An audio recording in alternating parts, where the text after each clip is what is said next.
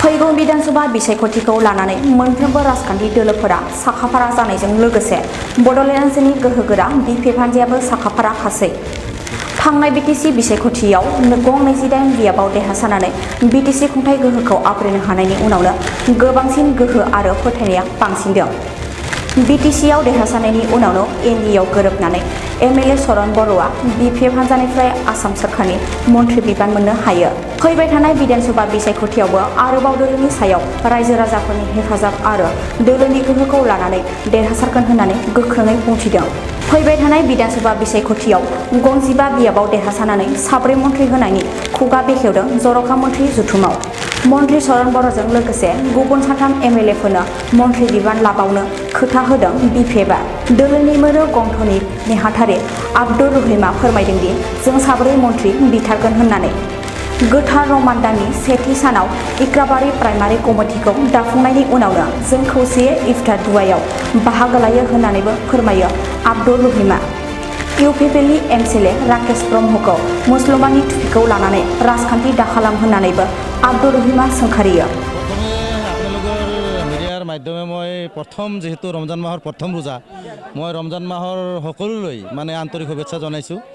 আৰু আজি যেটো পৰিৱেশ আপোনালোকে আহি চালে আজি ইফতাৰৰ সময় পৰিৱেশ আপোনালোকে নিশ্চয় জ্ঞাত দেখাও পাইছে। তো এই বস্তুটো যেহেতু আমাৰ বিটিসি সৰকাৰ হৈছে আমাৰ হয়তোবা আপোনাৰ কি কয় আমাৰ বিটিসিৰ চিফ এখেত হ'ল এজন মানে নৰ্থ ইষ্টৰ ভিতৰত যদি কোৱা যায় এজন টপ সিকুলাৰ লিডাৰ। এখেত মানে কোনো জাতি ধৰ্ম লৈ কোনো ৰাজনীতি নকৰে, অকল ডেভেলপমেণ্টৰ ৰাজনীতি। আপোনাৰ যিকোনো জাতি ধৰ্মাৱলম্বী লোক সকলোকে লগত লৈ উন্নয়ন বিটিসি উন্নয়নৰ স্বাৰ্থত এখেত ৰাজনীতি কৰি আছে। তো এখেতৰ এই ৰাজনীতিৰ ওপৰত বিটিসিৰ বুলি নহয় গোটেই নৰ্থ ইষ্টৰ মানুহৰে দৃষ্টিগোচৰ হৈছে।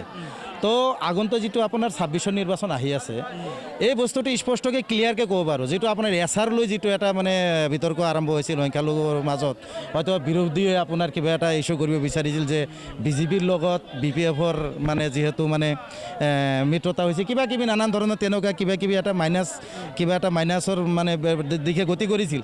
কিন্তু পিছলৈ যেটো দেখা গ'ল 5টা জিলাৰ ডিচিক লৈ জয়ন্ত মল্ল বৰুৱা ছাৰ আমাৰ চি ভাগা মহলিৰ ছাৰে যেটো মানে পদক্ষেপ ল'লে এছাৰটো যেতিয়া বিটিসিত বন্ধ হ'ল সকলো জাতি জনগোষ্ঠীক মানে লৈ অকল এটা জাতি লগত নলয়। সেইকাৰণে বিশেষকৈ আমাৰ ধৰ্মীয় সংখ্যালঘু যিখিনি মুছলমান মানুহ আছে এই বস্তুৰ ওপৰত খুবেই উৎফুল্লিত। হাগ্ৰামা ছাৰে যেটো পদক্ষেপ লৈছে সেই পদক্ষেপত খুব আনন্দিত। সেইকাৰণে আগন্তুক যেটো 26 নিৰ্বাচন আহি আছে আপোনাৰ ইয়াতে 95% মুছলমান ভোট পাব বিপিএফে, এইটোত কোনো দ্বিমত নাই। আমাৰ মুছলমান মই কথাখিনি কৈয়ে গৈছোঁ বিশেষকৈ আমাৰ বিটিসিৰ যদি আজি বিটিসিৰ যিখিনি মুছলমান আছে হয়তোবা আমি ছেকেণ্ড লাৰ্জেষ্ট বিটিসিত বড়ো ফাৰ্ষ্ট আমাৰ বড়ো কমিউনিটি ফাৰ্ষ্ট। তো যোৱা যেটো পৰিষদীয় নিৰ্বাচন গৈছে তাতে আমাৰ মোটামুটি 79% ভোট প্ৰায় 80% ভোট বিপিএফ দলত মানে গৈছে বিপিএফৰ পক্ষত। তো আগন্তুক যেটো নিৰ্বাচন যিহেতু এতিয়া বিটিসিত বিপিএফ গভৰ্ণমেণ্টে আছে চিটিং গভৰ্ণমেণ্ট ৰুলিং গভৰ্ণমেণ্ট আছে। সেইকাৰণে আগন্তুক যেটো নিৰ্বাচন আছে আপোনাৰ 26ৰ সেই 26 নিৰ্বাচনত মোটামুটি 95% ভোট মুছলমান সমাজৰ পৰা পাব।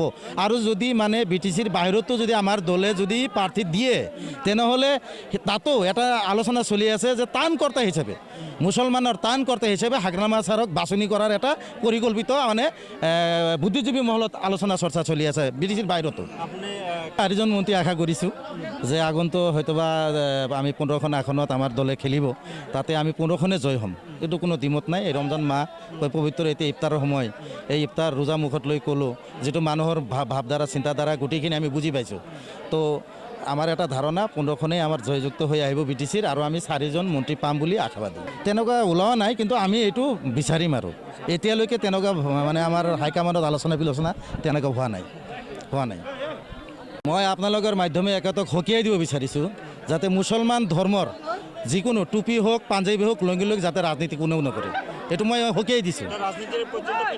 সি ৰাজনীতি পৰ্যন্ত মানে ই যেটো মানে এইটো টোটেলি ভেকুৱা নাই, তাৰ যেটো মানে যেটো মুছলমানক লৈ তুচ্ছ তাচ্ছিল্য কৰি আছে তাক আমি একেবাৰে সকীয়াই দিছোঁ যাতে এই ৰাজনীতি সি বন্ধ কৰে। টুপিৰ ৰাজনীতিটো টুপিটো আমাৰ ধৰ্মীয় সংখ্যালঘুৰ এটা প্ৰতীক, আমাৰ এই প্ৰতীকটো লৈ যাতে মানে এনেকুৱা হেতালি নকৰে আমি আপোনালোকৰ মাধ্যমে সকীয়াই দিছোঁ ৰাকেশ বৰ্মক।